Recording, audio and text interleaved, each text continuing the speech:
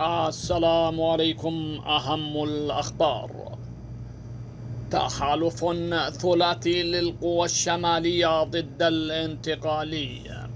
أعلن حزب التجمع اليمني للإصلاح رسميا تحالفه مع حزب المؤتمر الشعبي العام جناح علي عبد الله صالح وجماعة أنصار الله ضد الانفصال، واعترف باستعداده لشن حرب جديدة على الانتقال بقطاع الدفاع عن الوحدة.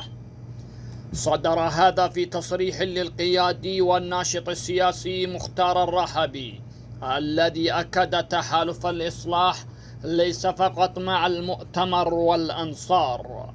وقال الرحبي في تغريدة: مستعدين للتحالف مع الشيطان من أجل الدولة والجمهورية والوحدة والثوابت الوطنية.